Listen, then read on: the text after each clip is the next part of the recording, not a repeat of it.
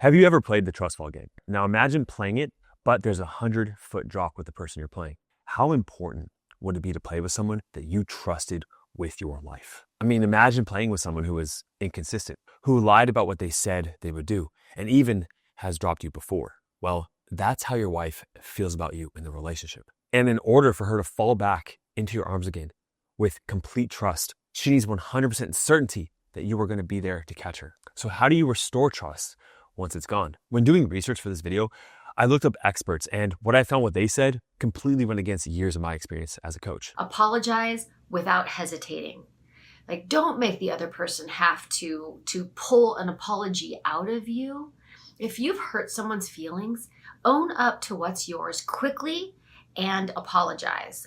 Apologies are this amazing tool we have to help us rebuild trust by creating safety. We're going to make mistakes. So when we acknowledge them and we acknowledge the hurt feelings of the other person, that helps us build that trust back up. I'm not saying that you should never apologize, but rather when it comes to something as delicate as rebuilding broken trust in a relationship, you have to know when to do the right things. So in this video, what I'm going to do for you is I'm going to give you 3 proven steps to restore her trust fast. I discovered these steps after painstakingly analyzing every single marriage that we've saved, and I teased out the exact actions that men took with their wives to trust them again. Taking these steps in the wrong order or not doing them at all, it'll leave an open loop in her mind where she cannot and she will not see you as the man that she can lean on again. And by the way, the last principle I'm going to share with you is a way to pass her test every single time. Let's jump to the first principle here. I call this first principle the analogy of analysis. Now, what most men do when they try to restore trust is they immediately go into Mr. Fix-It mode. These are the logical efforts of trying to apologize, reading books on trust, trying to have these like corrective conversations that I call my program. But it is not that those things are wrong. It's just the wrong timing. See, first you have to understand why it broke apart in the first place. I remember my older brother, my parents were pissed off. He used to take all these toys and like the vacuum and all these things, and he would take it apart. You know, he's very engineer mind, and he would look up how the parts all work together in sequence and how the machine actually worked. And I thought it was weird because that wasn't my brain at all. But I realize now that when it comes to understanding these concepts, you have to tease it apart and understand the parts of trust so you know what parts broke down in order to fix it. So for this, we're going to use the analogy of a house. Now, the foundation of a house, of your relationship house, these are your needs, her emotional safety, and intimacy. Without these things, none of the other stuff matters at all. Imagine it like a hierarchy almost, okay?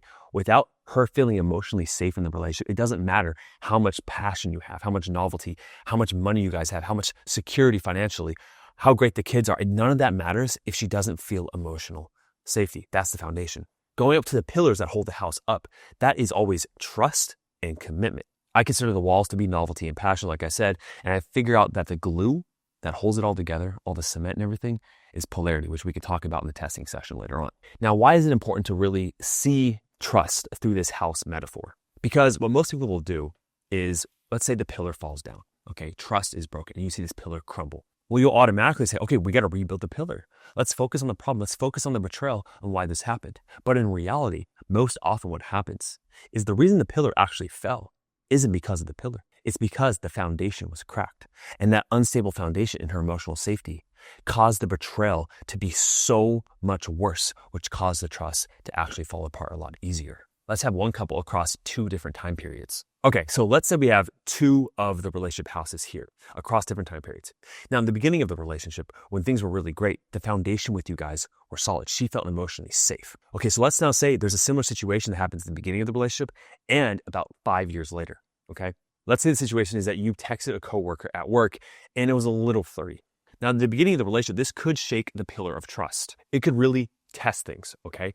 But over the years, all these cracks, like 5 years later, the times you were inconsistent, you didn't do what you said you would do. There was little moments where she felt betrayed or hurt, and you didn't really see or listen to her. You defended yourself. You explained. You tried to say, no, if you saw from my perspective, you would understand, and you never healed the foundation. So now, when the same situation can happen again, 5 years later, even though in the beginning of the relationship, it healed because she had so much emotional safety with you.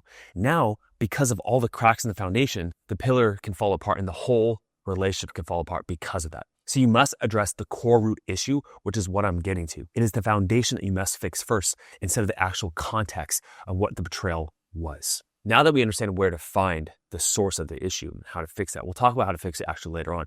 But I want to show you what actually betrayal actually is in a relationship. So we're going to pull that piece apart so you understand why she feels so betrayed. I want you to think of betrayal as relationship trauma. So you have individual trauma or things that happen in your life that threaten your perceived survival, right? That are a threat to you. Well, a betrayal is a relationship trauma, okay? But since you are both co-created parts in this relationship, like imagine your relationship as this third entity. And when you guys come so close together over time and you have so much love for each other, you actually create new life through a child, okay? But imagine that your relationship is this third living thing and you both comprise the pieces that create the relationship. Well, whenever she feels threatened by you in the relationship, that causes cracks in the foundation or the relationship starts to really split apart. I remember a fantastic analogy that really put this into play, that made it make perfect sense. It's almost as if that you were her bodyguard, and then one day you turn the gun on her. And the unfortunate thing is that most often when betrayal happens, it's actually not something that the guy even thought would even hurt her that much because she has her own individual psychology. Let me explain. I remember one couple I was working with. The big issue, the big betrayal was that the man watched pornography. Now to the guy, in his perspective, yeah, it wasn't the best thing to do, but his wife thought it was cheating, that she was actually cheating on him when he was watching this pornography. And he didn't understand. He's like, I'm not touching these girls. Like they don't actually exist. I'm never going to see them in real life. What is the big deal? You see, what he was unaware of is that her father left the mother and had an affair on her. And the way that the mother actually found out was that the father actually watched pornography and pornography magazines. And so for her, subconsciously or unconsciously even, pornography was associated with abandonment. You see that connection there, that causal connection? Porn can lead to affair, which can lead to abandonment, which is a threat in the survival and the foundation of the relationship. To the man, that doesn't make sense, but it doesn't matter what you think. All that matters for her sense of safety and trust is the associations her mind makes. So maybe to you, the thing that you did wasn't that bad, or maybe you realize it was, but it doesn't matter. You must understand from her perspective why it caused so much pain and so much anguish. And this leads to my final point of the analogy of analysis, this first principle, which is that in feminine psychology, okay, most often, she is more attuned to danger. Her need of emotional safety is higher than a man's. Because controversial it may be, I believe that women they live in fear more often. They have more anxiety. When they walk around outside, when was the last time you were worried when you were walking outside that you were going to get robbed, right? Or something bad was going to happen to you? You see, they are more fragile. And therefore, they are in a constant state of being worried, of thinking about, oh my gosh, where's my safety? They have a higher attunement toward it. And so when they get close to someone like yourself who can really hurt them, they're especially attuned to the little micro things that can happen that can sense a lack of safety and devotion. Now that we fully understand why the trust fell apart, the source of it and the betrayal, and from her perspective, her psychology, why it matters so much, now we're going to go to the source about why you chose to do what you did so we can fix it within yourself and so she can fully trust you again. Now, the second principle is about finding the source of your issue so you can actually fix it. Carl Jung says, everything that irritates us about others can lead us to an understanding of ourself. Or Dr. LaPera says, there's nothing negative about being triggered. It's a calling to heal our wounds. It's a calling to self-reflect and get curious about the reaction we are having. Now, there's this modality called positive intelligence. And you take this free saboteur test. It'll show you 9 different saboteurs that you can have at different levels. Okay, these saboteurs are parts of yourself that you had to develop in childhood to protect you that no longer serve you and actually push others away. So you can see my results here. Hyperachiever is definitely number one, own my own business, of course. And you can see why I hate the victim so much. But highly recommend you could take it. The link will be down below. It's free. Now, we actually use this assessment with our clients to guide the work and what I'm about to teach you right now. Let me give you an example of a client who had his controller being the highest and how it affected his marriage. Now, Lucius grew up in a military family. So naturally, he went into the Marines, and then he actually went into the Navy after that.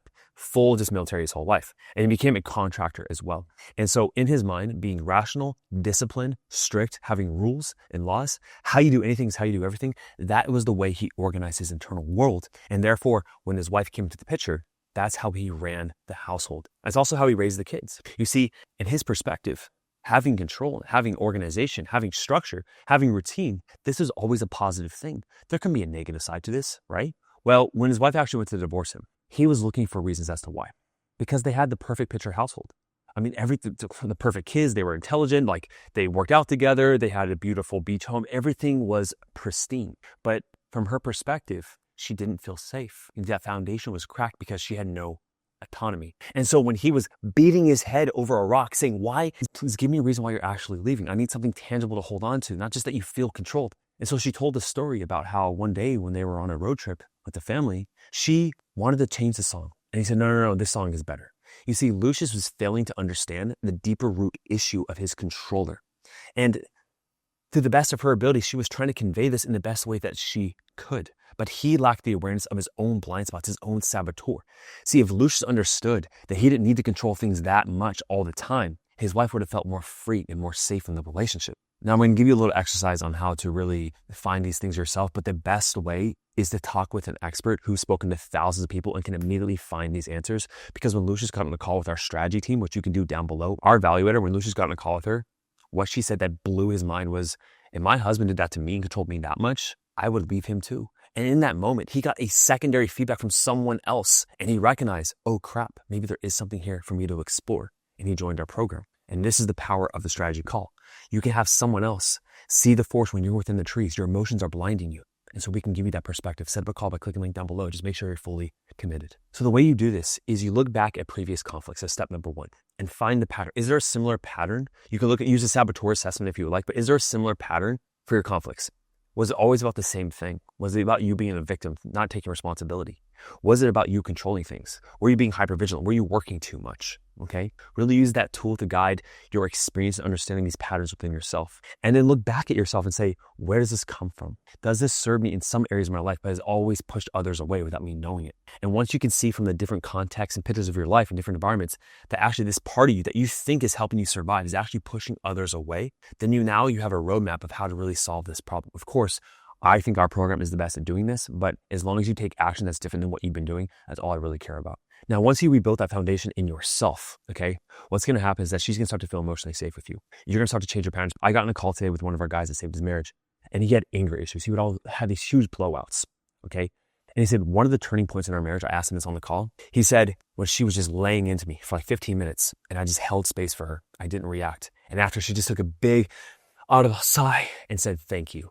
And that was a turning point when she felt safe again. So for you, once you recognize your pattern, then you make the changes. And the last component, the last principle I'm going to talk about is her tests. You see, before she moves back into the house with you, before she feels safe enough to do that, where it's not going to crumble and fall on her and, really hurt things, she's going to press up against the house. She's going to get a hammer, hit the foundation. This is the idea of testing.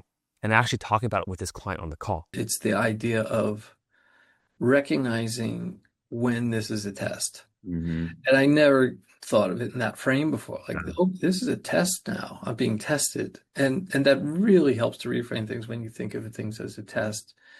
And you just embrace it as that.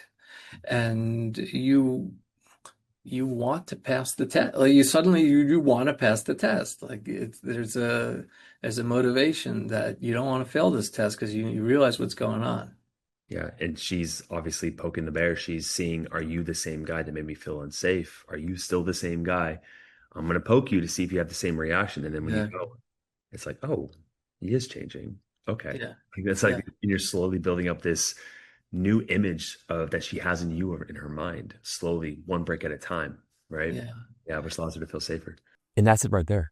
At the end of the day, she's always going to test you because she's always going to make sure that you are having that strength. Like I said to Lawrence there, she doesn't know you're strong unless she presses up against you. And once you have that perspective shift, that her actually testing you and pressing against your boundaries, these are all ways to ensure that you are the man that she could feel safe with again. Okay. Now, there is a massive video right here. It's a comprehensive guide to pass her tests. This goes into why she tests, how she tests different types, through the different stages and frameworks on how to pass tests. So that's right there. You can also set up a call with our team. And here's another video on a great testimonial call of a guy that we helped save his marriage. Thanks for watching. I'll see you in the next video.